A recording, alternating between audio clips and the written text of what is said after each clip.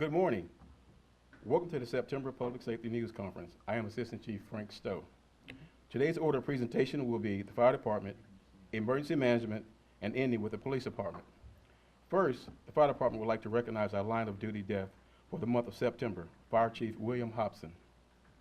On September 15th, 1938, death came unexpectedly to Fire Chief William G. Hobson while he was on duty at Fire Station Number 2. This veteran of the Fire Department became the first Winston-Salem firefighter to die while on duty when he suffered a heart attack. Hobson was a well-liked chief who had risen up through the ranks. In 1912, he began his career as a firefighter and went on to serve the department for 26 years. He had served as fire chief for 26 years, he had served as fire chief for 6 years upon his death.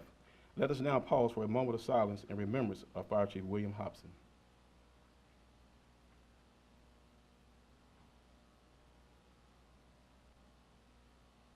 Thank you. Next, we will hear from Sabrina Stowe, Fire and Life Safety Educator for the Fire Department. Ms. Stowe.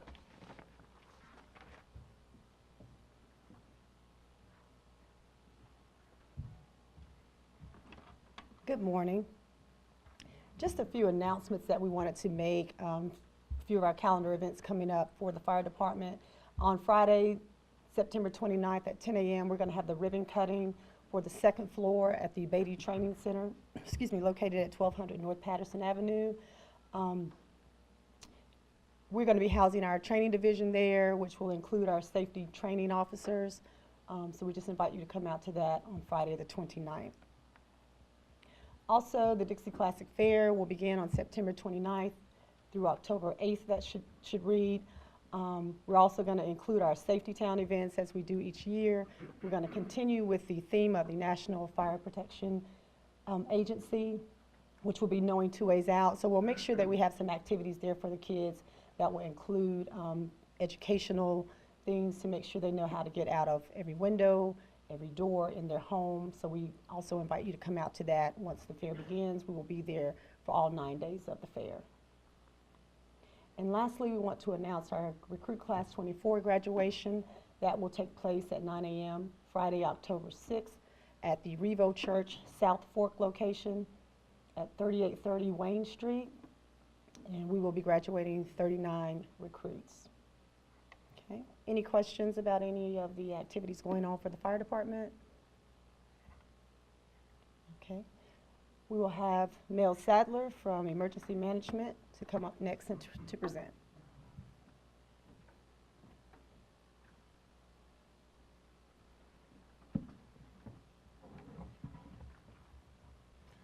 Thank you, Sabrina. Good morning. My name is Mel Sadler. I'm the Emergency Management Director for the City of Winston-Salem and Forsyth County. We want to give you a brief bit of information about two particular items. Number one, September has been designated as National Preparedness Month. You may not be aware of that, but we want to make sure everyone is aware of that, and we're going to ask you, as always, to take certain measures during the month of September. Also, we're going to discuss a brief training opportunity that is available to the citizens of Winston-Salem and Forsyth County. That's going to take place next month, and we'd like to give some information on that. It may be particularly significant in view of the incidents that have occurred in Texas and Florida. To give you this information, we're going to like to introduce Leah Cordell. She is an emergency management coordinator with our office.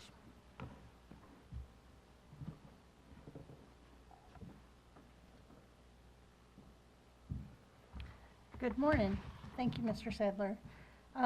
Today, as he said, we'd like to talk about National Preparedness Month. Disasters don't plan ahead, but you can.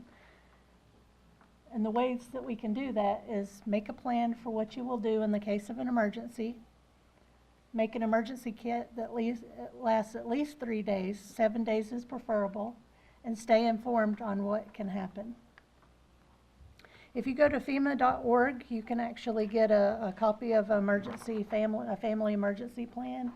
This will give you information such as, neighborhood meeting place, out of neighborhood meeting place, out of town meeting place, give you names and numbers from your family members, their date of birth, social security information, medical information, work location, school contact information. It's a great a tool to have because in the case of a disaster, you're likely to be frazzled and not have, be able to remember this stuff off the top of your head. So if you make a emergency plan and have everything written down in one location, that's a great way to start being prepared. Another thing is to make a kit. The first thing you need to have in that kit is water. 1 gallon of water per person per day. You need to have food. Select foods that don't have to be refrigerated and preferably don't have to be cooked. Some of the other things that you can have in your emergency preparedness kit is extra clothes, extra shoes and socks, a flashlight, a battery-operated emergency radio, whistles, toilet paper, soap, personal hygiene items, cash, change, your important documents, manual can opener so you can get into your food, fire extinguisher, matches, and waterproof container. There's actually a list. You can go to readyforsight.org and FEMA.org to get a complete list of what you should have in your personal preparedness kit. Don't forget about your special night items. Infants having their food, powdered milk, medications, any adults, any type of medications or medical supplies that you might need. And don't forget about your pets. We've all seen the news stories where people leave their pets tied in the flood. You need to prepare for your pets too. They're parts of our family. I don't have children, I have pets, and wherever I go, my pets are going to go. And so you need to also have food, water, collars, bedding, leashes, cages, and stuff for them also. And don't forget about entertainment for both your family and your pets. You don't want to be totally bored if the power's out. So have books and games and stuff that you can put in your emergency medical kit. And stay informed. How do you stay informed? Social media, emergency, the NOAA radio, ham radio. There's all kinds of ways that you can stay informed of what's going on in your community and what's getting ready to happen in the near future. Don't forget to add Ready for Sight app to your mobile home screen. Our personal, our emergency management website is readyforsight.org. And don't forget to like us on social media. We're always updating things that are going on in the community and keeping people informed of what's going on. Also, Ready North Carolina has an app, so if you go to readync.org, you can download their app and it'll give you things that are going on across North Carolina. It'll give you local weather, road conditions, power outages, open shelters, all kinds of good information, and all that is free. Mel talked about having the community emergency response team training. We're having a basic class on October 13th, 14th, and 15th at the Little Creek Neighborhood Center. The basic training, the community emergency response team training, CERT was what we call it. It's basically, you can take classes on disaster preparedness, fire safety, medical operations, light search and rescue, disaster psychology, and terrorism. And this basically teaches people how to take care of themselves and their families and their neighborhoods for the first 3 to 5 days before emergency responders can get to them in the case of a disaster. So that's a free class. You can go to readyforsight.org and register. There's a link there. You can register for the class. It's a great class. It's Friday, Saturday, and Sunday, 8 a.m. to 5 p.m. You have to take all 3 days in order to complete the course. And it's a great opportunity. And for any further information, we have readyforsight.org as our webpage again, and there's our contact information. Does anybody have any questions for emergency management? Okay, well, I'll hand it over to Chief Thompson.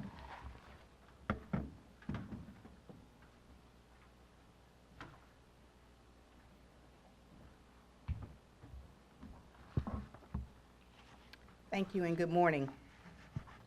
My name is Katrina Thompson, Police Chief with the Winston-Salem Police Department. I'd like to start by thanking the men and women of the Winston-Salem Police Department, both sworn and non-sworn, for their hard work and dedication to the citizens of Winston-Salem. Your work is greatly appreciated. As is customary, we'd like to take this time to remember officers who paid the ultimate sacrifice during the month of September during the line of duty. For Winston-Salem, it's Patrolman Kennard.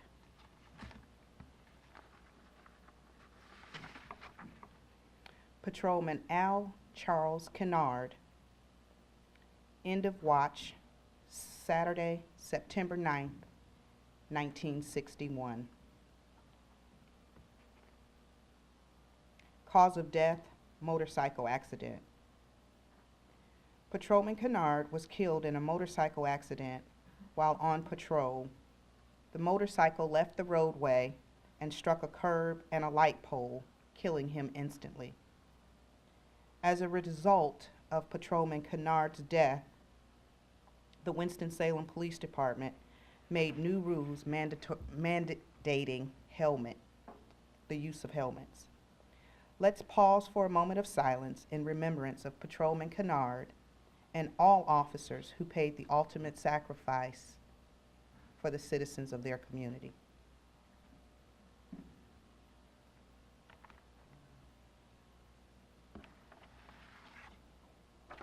Thank you. At this time, I'm going to ask that Rod and Candace Back please join me at the podium, please.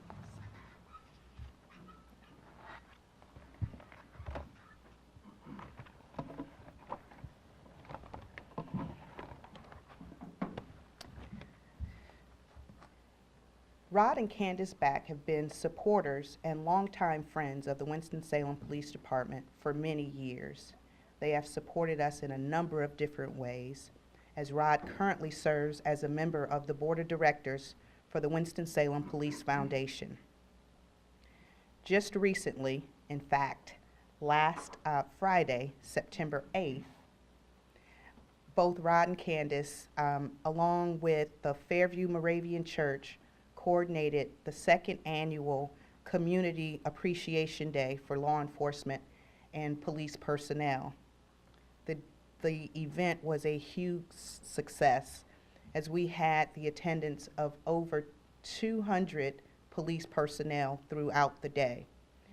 We also had the opportunity to share and fellowship with members of the community and also members of the Fairview Moravian Church family. It is days like that that really drive home the community in our community-oriented policing, and also understanding that law enforcement cannot get the job done in our community without the assistance of our citizens. At this time, I'd like to thank and personally recognize, on behalf of the women and men of the Winston-Salem Police Department, Rod and Candace Back. Be it known, and they each have their own separate, and also we have one for Fairview Moravian Church. But be it known that Candace Back and Rod Back did perform in such a manner as to be recognized by the Winston-Salem Police Department for your continued support as well as dedication while organizing the Winston-Salem Police Department's Appreciation Day at Fairview Moravian Church. Therefore, as Police Chief, this award is presented to you for your outstanding contribution and positive impact on our police department and the community. Presented on the 13th day of September, 2017. And this one for Candace. Thank you.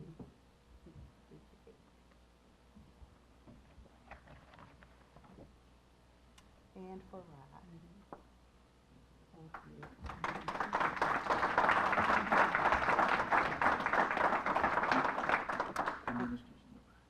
And do we have a minister from? Oh, great. I'm sorry. Scott Venable. Minister Venable? Arriving late. That's okay. You want to join me here? Yes. Thank you so much. We're glad to have you here. Thank you. Be it known that Fairview Moravian Church did perform in such a manner as to be recognized by Winston-Salem Police Department for their continued support as well as dedication while hosting the Winston-Salem Police Department's Appreciation Day. Therefore, as police chief, this award is presented to the church and all its members for their outstanding contribution and positive impact on the police department and on our community in Winston-Salem. Thank you.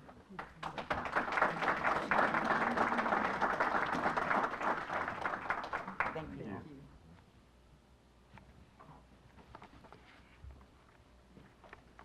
This morning, you will hear from Investigator Stephen Horsley on auto break-in updates and prevention, Officer Bradley Richardson on shorter days and drowsy driving, and Philip Seats, Forensic Services Supervisor, on National Forensic Science Week in September. Investigator Horsley. Thank you, Chief. Good morning. Again, I'm Investigator Stephen Horsley with the Winston-Salem Police Department. And again, I'm here to ask the community to assist us in preventing crime by locking your doors. Before I get into that, I do want to state that over the last month, through continuing investigations, that 4 individuals were identified and charged with a combination of 156 charges. The individuals charged ranged from age of 14 to 17 years of age and were responsible for $98,000 in stolen and recovered goods. As this is an ongoing investigation and additional charges are anticipated, no additional information or photos will be released on the ongoing case. But even with these arrests, the auto break-ins are still continuing, and these are continuing because vehicles are being continued to be left unlocked. Vehicles in the same area where these vehicles were broken into that were locked were not touched, as we've discussed before. I also want to remind everybody not to leave your spare key, your valet key, additional keys in your vehicles, especially if the vehicle is left unlocked. This has led to numerous vehicles being stolen. Not only should you not leave your keys in the vehicle, but don't leave your valuables in the vehicle as well. Please take your electronics, purses, wallets, firearms, money, tools, anything of value inside your home, inside your business, or secure it in an out-of-sight place. If you have to leave it in your vehicle, leave it secured. A lot of places now, a lot of vehicles now have little cubby holes and everything, secret compartments. You can keep the vehicle, the items secured in the vehicle so that they're out of sight. And with the idea of out of sight, out of mind comes to another type of auto break-in called a smash and grab. It's rare that we have a smash and grab, but in the smash and grabs that we have investigated in which the window was smashed out, a tonneau cover was cut to enter, they all had one thing in common. Values were left visible for the persons to reach in and take and outweigh the noise and everything else to get into what was valuable. Majority of people that are looking to enter vehicles and steal items don't do smash and grabs. The risks aren't there because you've got the hassle of breaking in, you've got the noise, the alert. It's not as stealthy as locking your doors to get in. And for these reasons, in investigating, we've learned that for these reasons, most suspects prefer just to enter unlocked vehicles.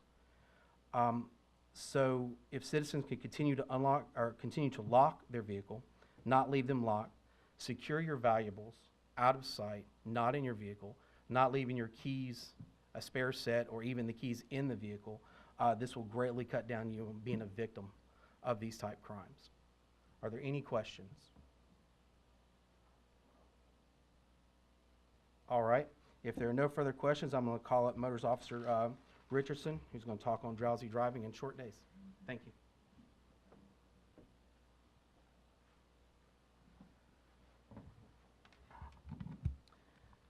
Hello, I'm Officer Richardson with the Winston-Salem Police Department Motor Unit. Today we're going to be speaking on drowsy driving, but before we get into that, just want to remind people in the past year, since September 13th of 2016, we have had 21 people killed in motor vehicle crashes in the city of Winston-Salem. And we've often been asked recently, what's the cause of that? What's the reasoning behind that? Well, there's really no certain season that there's a spike that's not a certain time of the day, not even a certain day of the week. However, there are three main categories that most all crashes, especially our traffic fatalities that we observe and investigate, can fit into. And the first two you probably are very familiar with and you could easily guess. First one is drunk driving. That's our number one killer in motor vehicle crashes. Obviously, you would probably anticipate that. Second thing is distracted driving. If you've driven for any amount of time recently, you'll notice that people are more distracted today than ever with the cell phones, the GPS, the navigation systems in the vehicle. One lady I pastored the other day, she had a novel in front of her face reading going down Highway 52. Needless to say, she was stopped and ticketed for that. I would even consider speed in this category. The number one excuse when I stop speeders for speeding is, oh, I didn't realize I was going that fast, or I didn't realize the speed limit was such and such. Well, if you would have been paying attention, the signs are posted and clearly visible. But the third thing that we have seen a spike in this past year is drowsy driving. You say, really? Absolutely. Unfortunately, we have had 4 major incidents of drowsy driving. We'll touch on that at the end. But 21% of all traffic fatalities are due to drowsy driving, believe it or not. So today's focus is going to be that, drowsy driving. The time frame for drowsy driving is midnight to 6 a.m. Also a good time frame for drunk driving. So when you factor in drunk driving and drowsy driving, it certainly can be a very dangerous time to drive a vehicle between those hours. Also, the late afternoon, that 2 o'clock feeling, if you work day shift, that 2:30 feeling. Matter of fact, one energy drink company made $4 billion with that slogan, that 2:30 feeling. I think we all understand that. So that's the time frame that drowsy driving frequently falls in. But who is at risk? Well, no one is immune to this. The following groups are the highest risk based on the evidence from crash reports and self-reports of sleep behavior and driving performance. Younger drivers between the ages of 17 and 23, males are the higher risk, obviously probably because they think they're young and invincible, push the time frame, don't get enough sleep. Also people with sleep disorders such as sleep apnea, insomnia, restless leg syndrome, or narcolepsy are higher at risk. Shift workers who work at night or who work long hours or irregular hours. People who sleep less than 6 hours per night. Those are the ones that are at your highest risk, but obviously there's no one that is immune to this. Here's some facts and stats. The National Highway Safety Administration conservatively estimates that 100,000 police-reported crashes are a direct result of a driver fatigue each year. That's 1 in every 6 minutes. 60% of adult drivers say they have driven a vehicle while feeling drowsy in the past year. Drowsy driving results in an estimated 1,550 deaths, 71,000 injuries, and $12.5 billion in monetary losses. Drowsy driving represents 10 to 30% of all crashes, and sadly, there's really no test for drowsiness before driving. But one thing that's very interesting that caught my attention, someone that has been up for 18 hours continuously without any sleep, basically translated, is driving at a blood alcohol concentration of a 0.05. Now, you take someone that's been up 24 hours, that number increases to an approximated blood alcohol concentration of 0.10. So you take someone that's been up for 24 hours, they're driving almost like a drunk driver. So very important to keep that in mind. One thing also to keep in mind is the fallback of 2017. Daylight saving times ends on November 5th, 2 a.m. And while falling back gives us an extra hour of sleep and more light when we get up in the mornings, all good things, the end of daylight savings time can also create driving hazards. A lot of people that get up early, going to work, work day shift, they're driving into work when it's dark, and they're driving home from work when it's dark. And let's be honest, 5:30 in July feels a lot different than 5:30 in December. Would y'all agree? All right. So just keep that in mind. Some evidence for drowsy driving. Typically, it's singular vehicular crashes, no driver input, such as skid marks and yaw marks, vehicles running off the side of the roadway, and no signs of braking. And we'll touch on that here in just, matter of fact, the next slide. So hitting home, what does that mean for Winston-Salem? Well, on August 29th, just less than 2 weeks, or right at 2 weeks ago, I don't know if y'all were familiar with this crash on Highway 52 northbound between I-40 and Business 40, right near Research Parkway. The driver, he advised that he had been driving throughout the night, and he was within 3 miles of his destination. He'd been driving from South Carolina, and he advised he fell asleep, and he hit the inside guardrail, flipping his vehicle. Now, thankfully, there was no loss of life. He was the only vehicle involved, which is a miracle in and of itself. And unfortunately, the highway was shut down for 3 hours. Now, you know what Highway 52 does when it's shut down for 3 minutes, much less 3 hours. So, thing to keep in mind with that, every minute a highway is shut down, it takes 4 minutes for that highway and the surrounding streets to recover from that.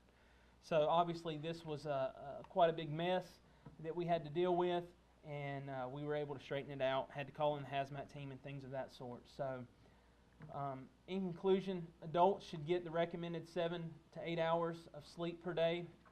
And really, you have to know your body. You have to watch your signs, fatigue, moodiness, weight gain, concentration, or memory problems. Sadly, in Winston-Salem, 3 crashes resulted in the past year of loss of life due to drowsy driving. 2 of which the driver lived and the passenger is deceased because of that crash. One, a lady was driving and her mother was in the passenger seat and she was tragically killed. And another one, a best friend, was tragically killed because they didn't get the recommended number of hours of sleep, and both said they had been up for quite some time. Drowsy driving can be combated by simply getting enough sleep. A simple fix can turn into severe consequences if this fix is not heeded, so please get the adequate amount of sleep and drive safely. Any questions? All right, at this time I'll turn it over to Forensic Services Supervisor Philip Seeds.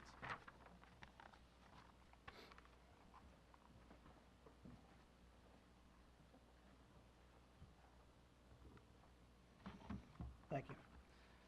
My name is Philip Seats. I'm with the Forensic Services Division. The week of September 17th through the 23rd of 2017 has been recognized as National Forensic Science Week.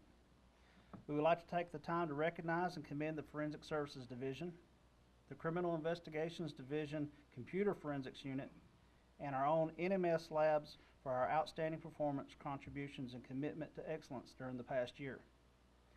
In recognition of the critical role that forensic sciences play in the investigation of crimes throughout the country, from exonerating the innocent to identifying the guilty, many organizations are proud to recognize these professionals that serve in this vital role.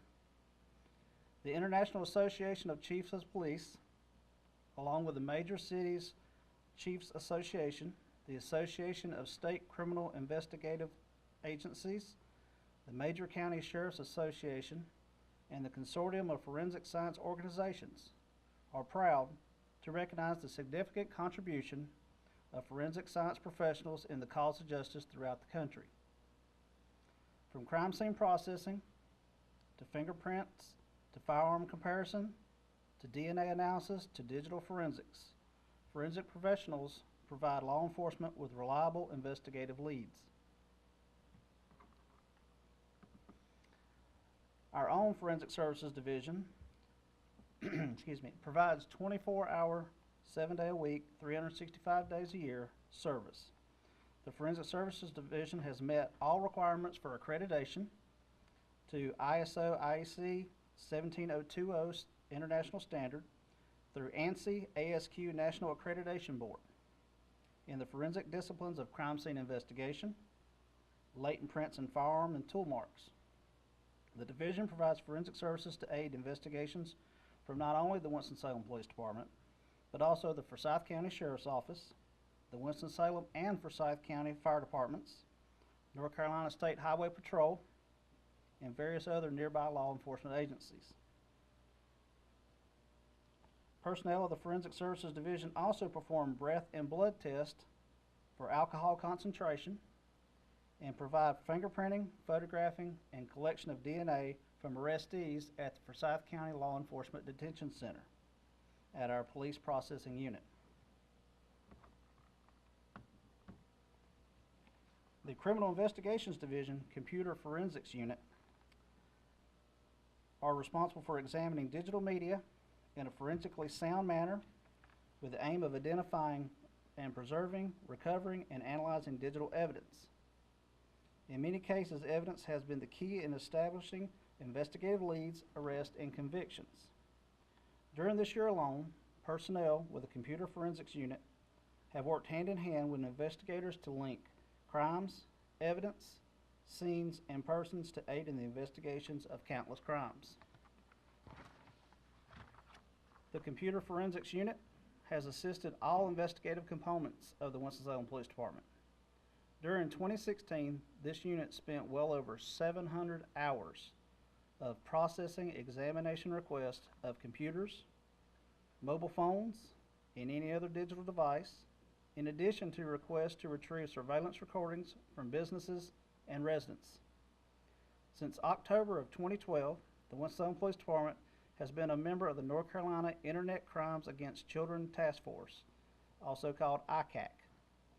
This task force consists of numerous law enforcement agencies that work closely with the State Bureau of Investigation, as well as federal authorities in the suppression and prosecution of online sexual exploitation of children. In May of 2016, the Criminal Investigations Division dedicated an ICAC office to enhance the ability to conduct these sensitive investigations. As members of the ICAC task force, these assigned detectives are responsible for not only conducting investigations that are reported to this agency, but also initiating investigations that are target individuals who participate in the manufacture, distribution, and electronic downloading or viewing of child pornography. Additionally, the ICAC unit investigates cyber tips received via the SBI and the National Center of Missing and Exploited Children. NMS Labs. In 2014, the City of Winston-Salem contracted services with the NMS Labs. This on-site outsourced laboratory set up laboratory operations and began analyzing alcohol concentration in blood alcohol test kits and solid drugs in August of 2015. Toxicology testing is performed in their home laboratory in Pennsylvania. This has greatly increased our efficiency and effectiveness as a law enforcement agency and has enabled cases to be expedited in court. The department has also utilized the services at NMS Labs in Pennsylvania in major cold case investigations, as well as current cases where timely DNA analysis is critical. During the 2016-2017 fiscal year, NMS Labs handled 240 blood alcohol tests, 153 toxicology tests, and 358 requests for drug identifications. In conclusion, I'd like to thank the professionals that provide forensic services and support the provision of law enforcement services. Are there any questions? All right, at this time, I'm going to invite Chief Thompson back up for one additional add-on item. Excuse me. I was just going to ask about the new forensics lab that's going to be opening up. Can you talk about how important that's going to be? I'm not sure how much you guys are already doing up there, but just as far as spurring along any sort of investigations that happen here in the city and in the county is going to be.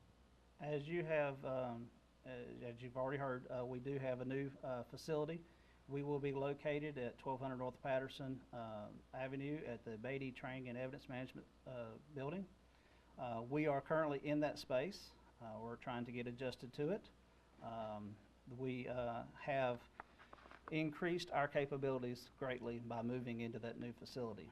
The ribbon cutting will actually be in conjunction with the fire department's new training center as well on the same date, same time. We have incorporated a new firearms facility where we can now do all of our own in-house testing at that location instead of having to go to other locations in order to do those. We have everything pulled into one resource. We were split before into this building as well as the Beatty Center for processing requests, so we had to go back and forth. Now everything is combined. From my understandings, the police department has told us that we got the best end of the deal for all of the upfits. Our personnel are very appreciative of it, and it does greatly increase our effectiveness and our efficiency. Any other questions? All right, Chief Thompson.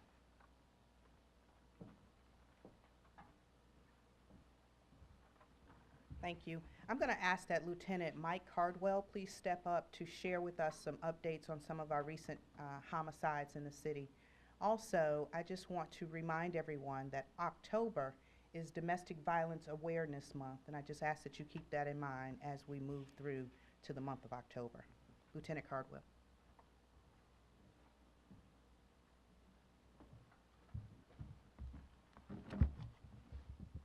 Good morning. I'm Mike Cardwell. I'm a lieutenant in our Criminal Investigation Division. As Chief stated, we wanted to give a few updates on some homicide cases and a few significant investigations that occurred from the last week. On July 17th of this year at approximately 8:45, patrol officers responded to the 100 Stagecoach Road, Apartment 84A, to check on the welfare of 40-year-old Devette Campbell. When officers arrived, they found human remains in a wooded area behind the apartment. At that point, the Criminal Investigations Division responded and began an investigation. As a result of that investigation, and as you heard of some of the forensic efforts that were made daily by employees, detectives were able to investigate that case, and on August 10th, were able to charge Tyrone Gladden with improper disposal of human remains. Last night, due to the investigation and the continuation of efforts by our forensic personnel and our investigators, we were able to charge Mr. Gladden with 2 counts of general murder in this investigation. Now, as part of that case, we do have an update that will be released, written. I have it available today for you that are here, but we'll be putting that out. Due to it being a continued investigation and we still have more to do on the case, the information can be very limited on what we're going to put out. What I would like to do is take an opportunity to thank, again, the forensics personnel that assisted with that case, and also the city's vegetation department that responded out to the scene multiple times to assist investigators and the forensic personnel with clearing pathways through the overgrowth and vegetation while we were searching for evidence. It was truly a team effort for the city in that. If there are any questions, again, I can only give out limited information due to that case going on, but if there's any questions for that one. Can you just talk about the importance that witnesses play when you guys have a suspect, being able to get the information that you need to actually bring these type of charges? Right. The question that is asked is for me to share the importance for witness and the community's involvement in sharing information and giving us tips. With this case, along with every investigation that we do, it is important that the community talk to us and provide us with information. Whether they call Crime Stoppers anonymously or they call us directly, that's where we get the majority of our leads. Truly, that is one of our strongest investigative tools, is talking to witnesses and having people call us with tips that we can follow up on. With this case, it was extraordinarily important that we received that, but in all cases, it's important. With that, anything else on this case?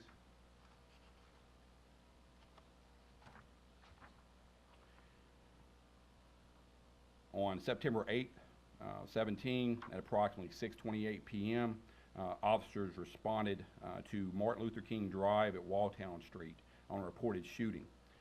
As a result of the preliminary investigation, officers found out that a 14-year-old juvenile had been shot multiple times. At this point, it is still an ongoing investigation. Our gang unit is assisting with that case. The juvenile's name is not being released. However, he is in stable condition. It's anticipated that he'll be released from the hospital in the upcoming week.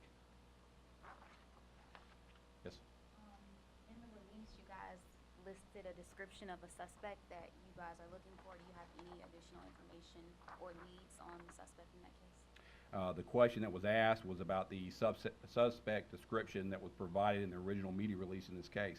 At this point, they are still investigating. Investigators are looking at this case. The original description of a suspect is an Hispanic male, approximately 20 years old, 6 foot tall, thin build, wearing a gray shirt and blue jeans. We have received some tips from the community, but it is an ongoing investigation, and we encourage anyone that believes that they have information in reference to this case to call us. Again, they can call Crime Stoppers anonymously at 336-727-2800 or directly to the police department's non-emergency line of 336-773-7700. Any other questions?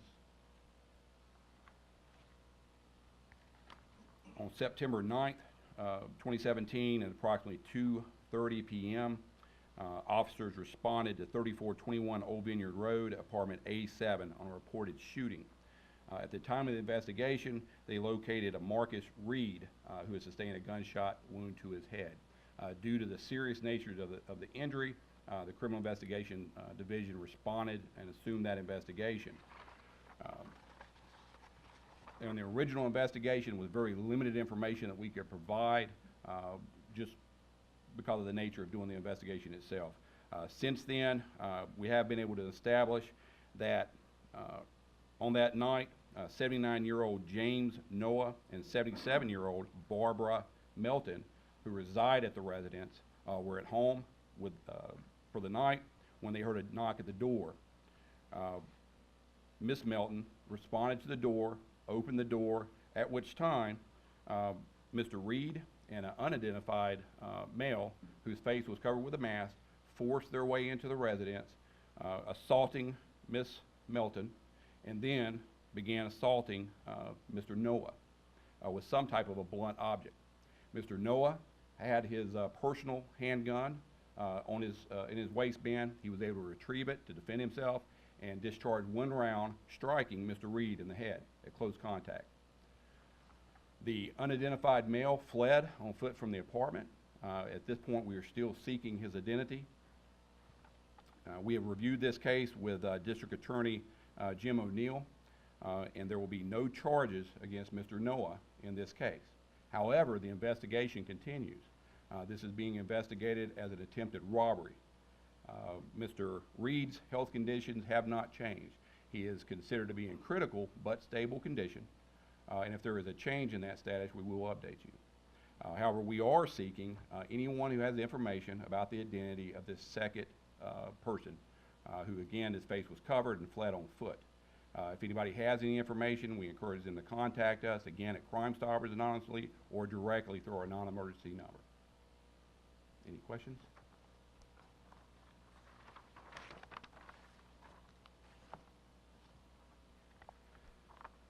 On September 9th, 2017, at approximately 11:30, officers responded to 2900 New Walkertown Road, apartment H, on a stabbing call. When officers responded, they found Shelton Oden suffering from stab wound. He was rushed to the hospital where he succumbed to his injuries. This is still an ongoing investigation. We have identified a subject of interest in that case for it. We have interviewed that individual, however, it's still being investigated. We encourage that anyone with information on that case contact us to provide us with leads. At this point, we've received information that possibly this encounter was put over social media, so we are looking through social media sites, but if someone has a video of this, we would ask that they come forward with it and provide that to us. If they need to send it to us anonymously, then they can also do that through our Crime Stoppers as well. There is a link to their email account. Any questions?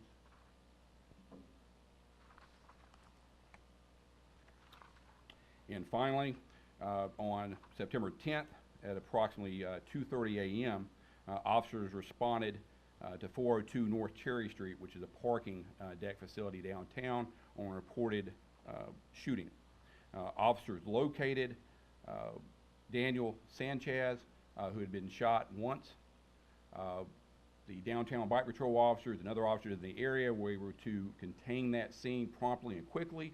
And in the process of doing that, making that effort, we were able to identify and eventually, through the course of investigation, make charges against Marvin Tony and Quintus Smith.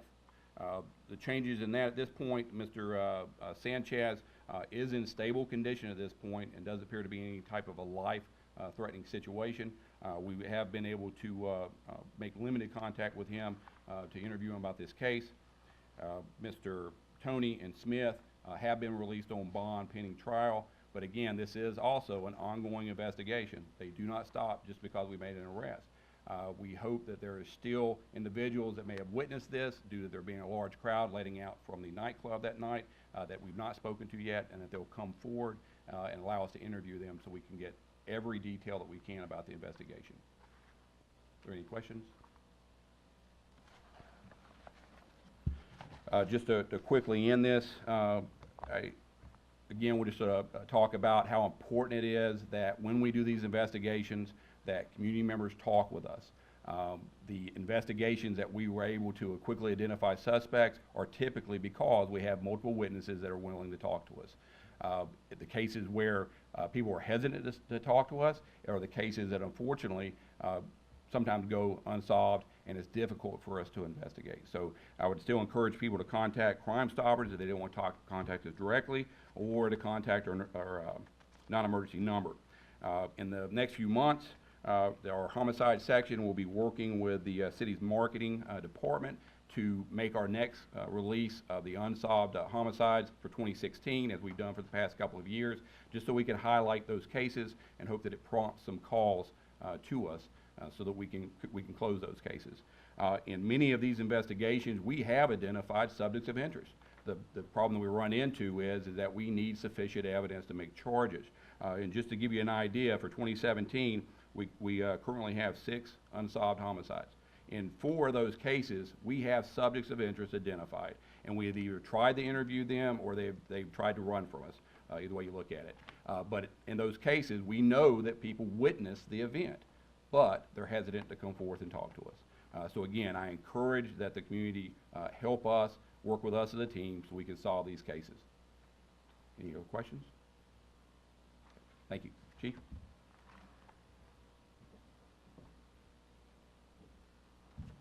Good morning again. At this time, do you have any questions for any of our presenters today? There being none. Before I close out, I'd like to just thank all the members of our Winston-Salem Fire Department for all of their hard work and all their preparation for anything that may come before them every day. So I just want to thank all of those members for all of their hard work and their training. I want to thank all of you for coming out today for the September conference. And as I said, if there are not any questions at this time, this concludes our September Public Safety News Conference. Thank you.